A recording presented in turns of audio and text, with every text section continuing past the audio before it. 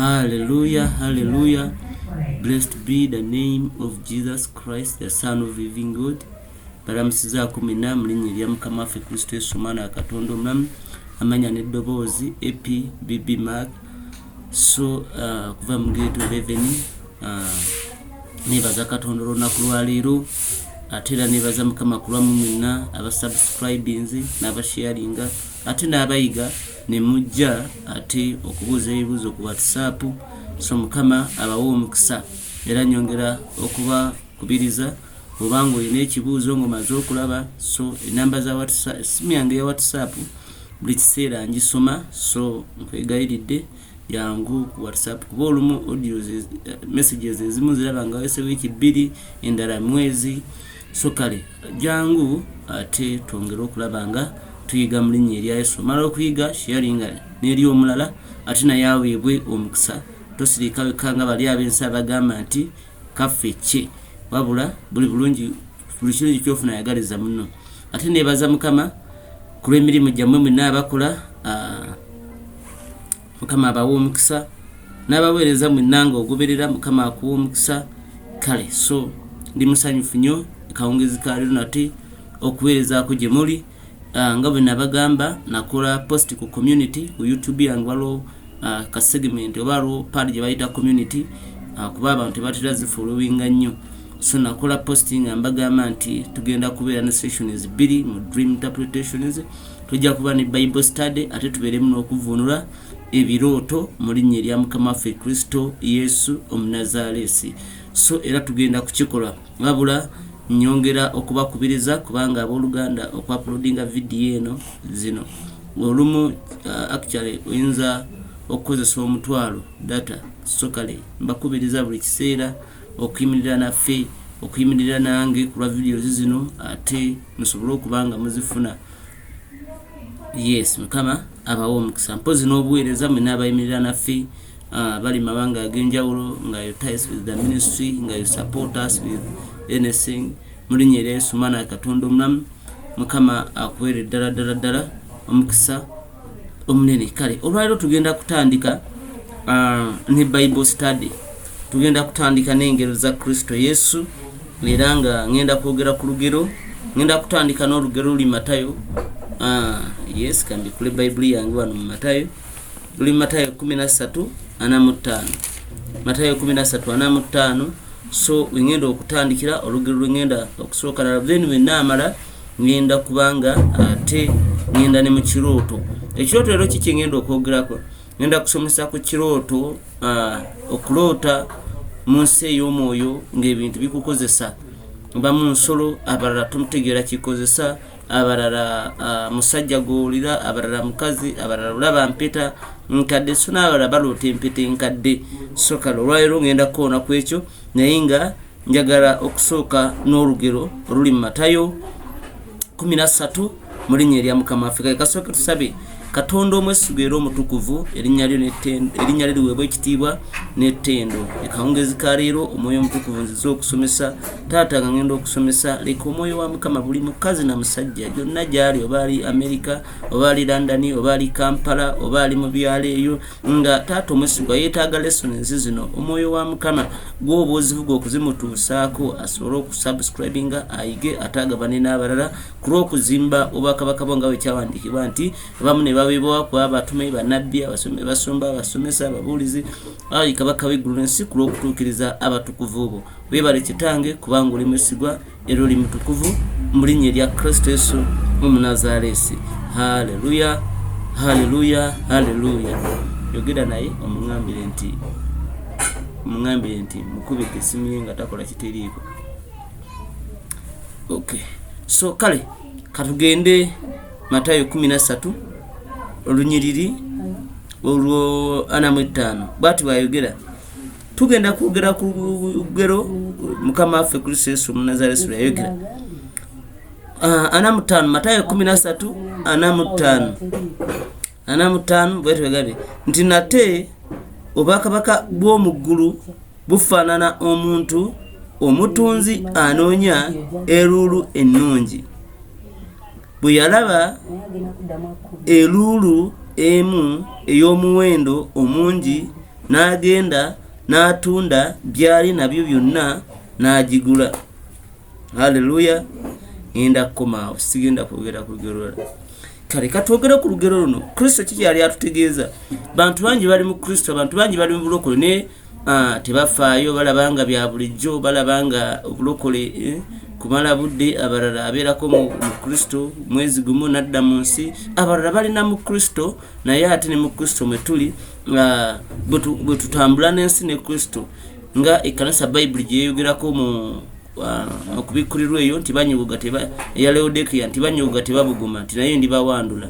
So jjukira wano wennyini waliwo olugero wansi ndowoozaawo obwakabaka bw'omu ggulu bufaanana ekiragala Yesu. Olugero oluddako luli 47. Mukama waffe atulaga nti olugero olwo tujja lwogerako olala nti obwakabaka bw'omu ggulu bufaanana ekiragala. Ekiragala kitegeeza ekitimba nti bufaanana ekitimba oba akatimba k'abavubi ke basuula bwe bakasuula mu nnyanja ne bakwata ebyennyanja byonna ate ne batuuka ne babisunsulamu nga batuuse ettale batayagala ne babisuula ebirungi ne babiteeka mu nkangaali oba mu kisero. So Mukama waffe yali ayogera nga atulaga nti obwakabaka bw'omu ggulu bufaanana omuvubi oba omuntu yagenda n'avuba. Eyo yenjiri, kyekiraga yenjiri nti bwe yamala okukwata oba abantu bwe bamala okujja mu kkanisa ate n'asunsulamu tebalokoka bulokosi tebajja bugi mu kkanisa bwe batuuka mu kkanisa n'atandika okulondamu. So ne tubanga tuli mu kkanisa tulina okumanya nti eriyo ebiro ge mazima gennyini, eriyo ebiro ebya Mukama waffe okwawula embuzi mu ndiga. Mukama yeebazibwe. Ebyokwawula embuzi mu ndiga kyova olaba nkubiriza abantu nti munoonye Mukama, teweesiga mazzi, teweesiga migaati, teweesiga ki, noonye ekkanisa bakubuulire ekigambo, bakubuulire ekigambo oyige osoma Bayibuli osabe onywere laputya ne weetuuka ng'osobola okugenda. Kale katudde ku lugero luli. Olugero lugambe nti obwakabaka bw'omu ggulu nate obwakabaka bw'omu ggulu bufaanana omuntu omutunzi. So ey'oluzungu egamba merchant kitegeeza omusuubuzi. 45 obwakabaka bw'omu ggulu bufaanana omusuubuzi anoonya luulu ennungi. Olwedde ono omusajja ali mugagga, ono omusuubuzi yali mugagga nnyo yali mugagga. Help me to close the door. So gulawo zikaza nyingi reke gulawo. So bufaanana omuguzi. Kama yeebazibwe. So omusuubuzi ono yalina nja kunsonyiwamu bano waliwo ekkanisa naye ndowooza balina saavisi naye kyemmanyi mumpulira tibifaanana omusuubuzi. Omusuubuzi ono yali mugagga nnyo naye nga kyanoonya mu nsi eno kye bayita luulu. Batugamba nti luulu, actually luulu mu luzungu ye paalo. Batugamba nti paalo kyekintu ekitaba the things that cannot be improved by man, tekintu ekitasobola kwongera ku mutindo gwakyo muntu. Nti luulu oba paalo bwe kiri bw'okisanga bwe kiri tokyongerako mutindo. So paalo eno ye Kristo. So omutunzi ono yalina byonna nga mu nsi tuli eriyo abalina byonna naye twetaaga Katonda. anamukaga agambye nti bwe yalaba eluulu nti oba bwe yalaba luulu eno ey'omuwendo omungi, bwe yalaba kino eky'omuwendo omungi n'agenda n'atunda byali nabyo byonna n'agigula. So bwe yalaba Kristo oba bwe yafuna obulokole n'agenda atunda obwenzi, n'agenda aleka obubbi kitegeeza, n'agenda aleka obwamalaya, n'agenda aleka okutambira, n'agenda aleka okulwana, n'agenda aleka okukuula, n'aleka obulimba byonna, wabula n'asembeza Kristo kubanga Yesu agwana okuleka byonna okutwala ye, kubanga ye paalo gyotasobola kwongerako, egwanira okwerekereza byonna osembeze ye. Mukama yeebazibwe. Ekyo kiwedde. Kale kati katugende ku kirooto. Ekirooto nabagambe tugenda kwogerako ekirooto mu nsi ey'omwoyo ng'olota nnyo ebintu bikozesa. Bayirawo kino kyekimu ku birooto ebisinga okusumbwa abakazi bwepo n'abasajja. Okwebaka n'olota nga nozuuka ng'olinga abadde n'omusajja, abalala n'olota nga omusajja obadde naye mu kirooto, abalala mbuzi, abalala nte, abalala kapa, abalala birala. Ekirooto kino kitegeeza ki? Yagala ku light, olugi luggule light eyo lumale eyo. Yes. Kale so kati katulabe okuloota nga weegatta n'ensolo oba n'omusajja oba n'omukazi, kirooto kibi era kyabulabe. Bayibuli etugamba mu kitabo kya Genesis 2 olunyiriri olw'abiri egamba etya nti omusajja kyanaavanga aleka kitaawe ne nnyina ne yeetaba ne mukazi we, nabo banaabanga omubiri gumu, bombi baali bwereere, omusajja n'omukazi. So omusajja kyava ereka kitaawe ne nnyina n'atabagana ne mukazi we, ne baba omubiri gumu. Kitegeeza ekibala oba ekikolwa eky'okwegatta kifuula omubiri okuba ogumu, oba kikola kye bayita solotai. Mu nsi ey'omwoyo buli bwe weegatta n'omuntu mwenna mugabana. For instance, bwe weegatta n'omuntu ng'aliko ebisiraani, naawe ogabana ku bisiraani. Then obeera n'omukisa ng'oli mu ndagaano, ofuna omukisa. Bayibuli kyeva etugamba nti omuntu bw'akola endagaano neeba ya muntu buntu. Kiri mu Bagalatiya, atusomeyo ku Bagalatiya 3:15. Bagalatiya 3:15. Bikula Bayibuli yo nange mbikulewa ne yange. Bwe tuweyogera nti abooluganda njogera mu buntu, endagaano newankubadde nga ya muntu buntu, bwemala okunywera tewali agijjawo newankubadde ayongera ku yo. So buli kintu kye weegatta nakyo mu kikola eky'omukwano, oba buli muntu gwe weegatta naye mufuuka omuntu omu. Bw'oba mulogo ne weegatta n'omulogo, emyoje mu nsi ey'omwoyo gikwambala. So kubanga kuwaanyisa mafuta, kibanga kuwaanyisa ekiri kwono okudda kwoli. Kyova olaba Katonda atukuutira tuleme okubeera abenzi. Kyova olaba ne Bakolinso atugamba nti omusana tegutabagana na kizikiza, nti omulokole tayinza kufumbirwa atali mulokole. Okitegeera nti kubanga omulokole musana bwafumbirwa atali mulokole kiba kizikize, essaawa yonna abagenda kuzikira. N'abalala mubimanyi bano abasajja abavuga emmotoka n'abavubi, nze nakulira mu bavubi abatwetoolodde. Abavubi bwe basulanga mu ziiroogi n'agenda okuvuba n'atakwata oba obutimba ne bubula oba ne babubba oba n'afulirayo obuzibu, ajja n'agamba nti ogundi gwe nasize naye wa kisiraani, oba banne bamuyiwako nti wasuze mu loogi n'omukazi ow'ekisiraani. So kati kitegeeza bwe bwegatta n'omuntu okola endagaano. Abantu bangi mulina abaagalwa bammwe naye n'oloota nga bukyali mu courtship. Bw'oloota nga okisinga boyfriend wo oba girlfriend wo, olina okugoloka okusaba ennyo n'okusiiba, kubanga mu nsi ey'omwoyo Mukama abaagulaga nti there is a certain spirit, nti eriyo omwoyo ogwagala okwawula relationship yammwe. Buli w'oloota nga onywegera oba okisinga oba weegatta ne boyfriend oba ne girlfriend, ekiba kigenda okuddako muba mugenda kwawuka naye mutasaba. Lwaki? Kubanga buli weegatta giri giba mizimu. Gino giba mizimu. Kabonero akalaga nti mu nsi ey'omwoyo olina omuntu gwe bakola naye endagaano. Batugambye nti endagaano eba ya muntu buntu. Eriyo emyoyo giba gyakolagana naawe endagaano.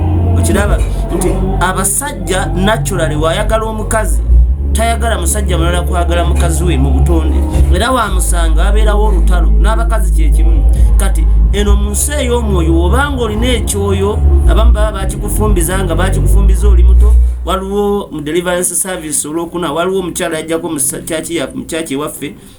Omukyala oyo yali akyali muto singa we n'alwala ekirwadde, we yalwala ekirwadde n'agenda ku balogo ne bamusaba omuwala oyo.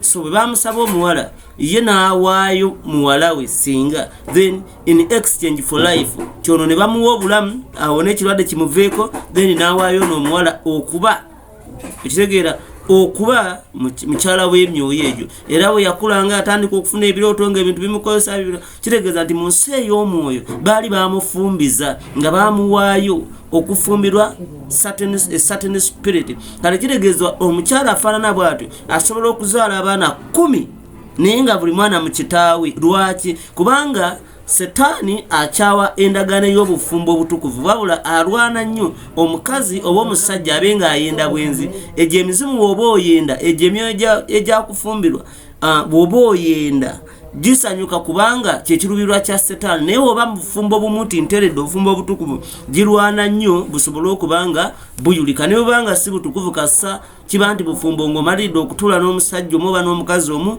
girwana nnyo. Era ebimu ku birooto ebijja oloota gimanyi okwambala ebifaananyi, n'oyambala ekifaananyi nekyambala ekifaananyi n'olabanga okiisinga boyfriend wo, naye nga giri mizimu. Wamala omukiisinga ne wayita wiiki 2 relationship neeyulika, omwami omulenzi n'akuleka neyeekyanga n'otaddamu muwuliza, oba omuwala neyeekyanga. Abalala n'oluuta boyfriend oba ensolo oba ekintu nga kigasse naawe, then bw'omala okukikola bw'oti bwe paba nga wayitawo ekibiri oba wiiki emu oba na nnaku nga relationship yammwe eyulika. Lwaki? Kubanga omusajja ye asobola okulwana mu mubiri, wabula gino emyoyo gye bajyakuwasa oba gye bakula nayo endagaano mu butamanyi oba mu kumanya, gyo kyegikola giteeka kugwa rejection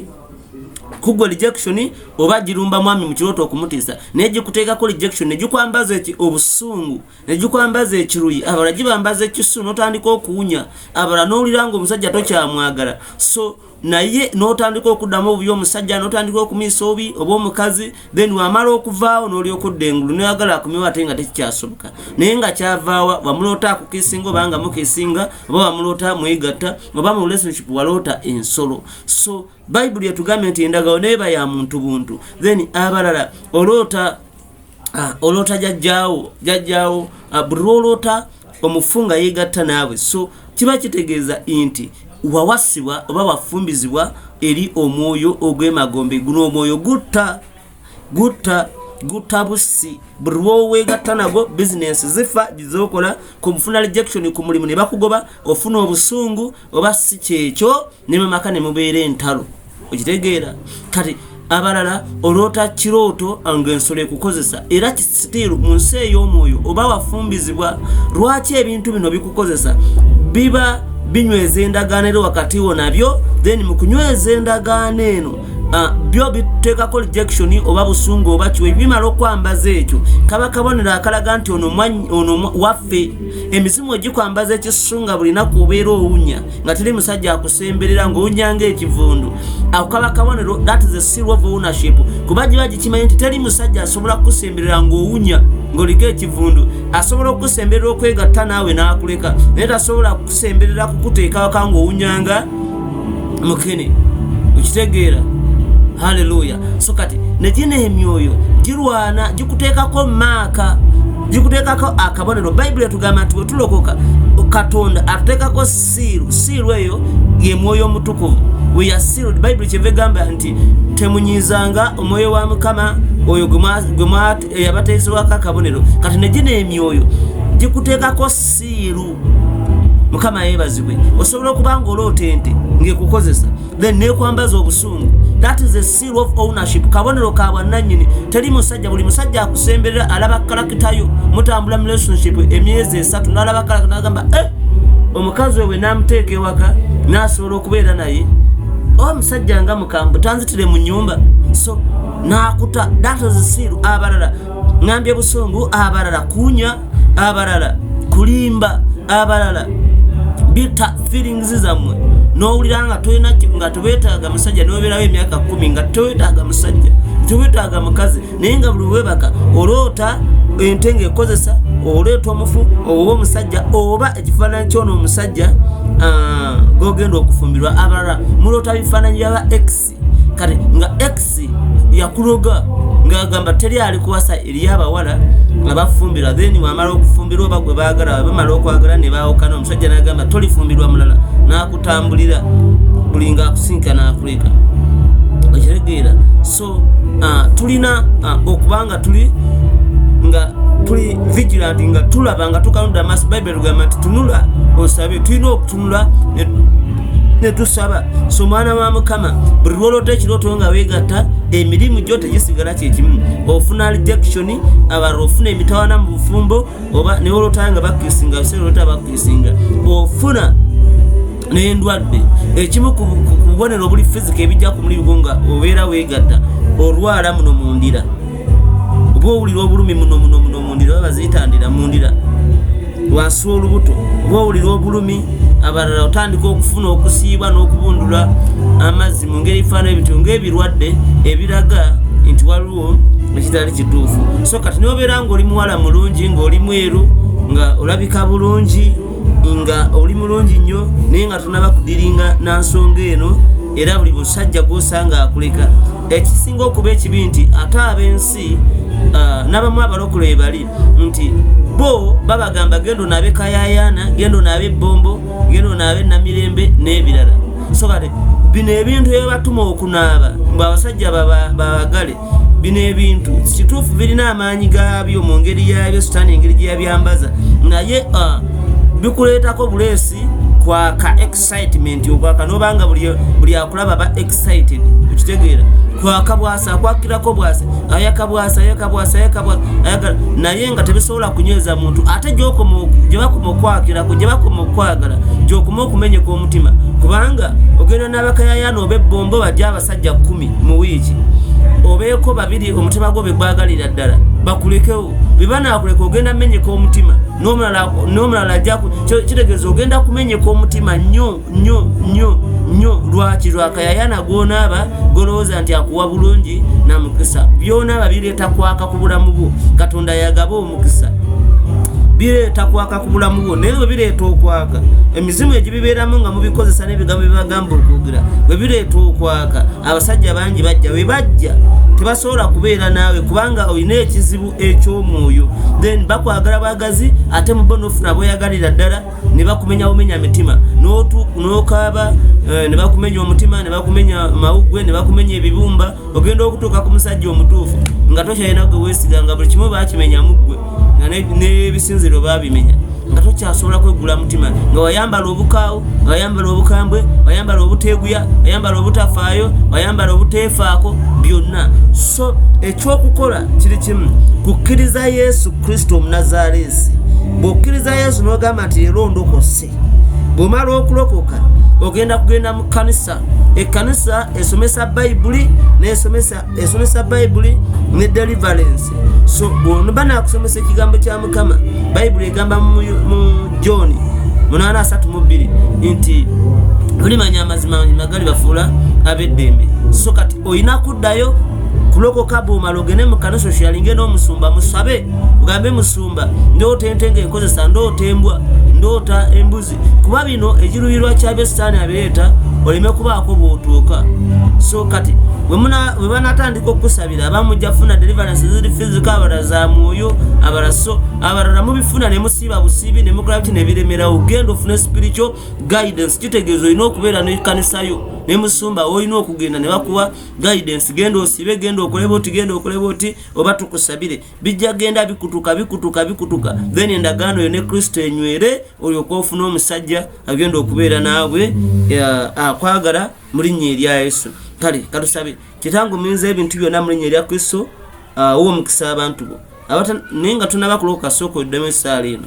bw'omala okujatula jangu mu inbox yange namba yange 0702677777 oŋŋambe walokose nja kubuulira ekiddako gamba Yesu olunaku lwa leero nze teekawo amannya go nkwadde obulamu bwange sangula amanya gange mu kitabo ky'okufa ogawandiike mu kitabo ky'obulamu oliwo oyita abalonde bo mbeera omu ku bo. Olwaleero njatula tindokokedde ddala bwe Setaani n'emyojo n'obwakabaka bo mbeegaanira ddala. Ndi mwana wa Yesu kubayangula n'omusaayi. Weebale Mukama, weebale Yesu. Minaka mbasabire Katonda wa Ibrahim, Isaka ne Yakobo nkuwe ekitiibwa n'ettendo oli mwesigbera oli mutukuvu. Abalokose banyweze basiringe n'omusaayi gwo. Nawe yalaba vidiyo eno muwe aweebwe omukisa Mukama. Bayimuse bakola obulungi, bawe okumanya okw'omwoyo, bawe amafuta okusaba okuva mu busibe bwa Setaani bonna, balabe obuwanguzi mu linnya Yesu Kristo. Aleluya and amen and amen and amen. Mukama abansanyusize. So mala okulaba gabana ne munno. So era muyimirire naffe nga ministry tukyalina ebbanja, tukyalina obwetaavu, so tetulina byuma, tetulina biki, muyimirire naffe. Mukama ajja kubawa omukisa kyonna kyonna obasobodde. In the mighty and wonderful name of Jesus, the Son of living God. Amina and amen. Shalom.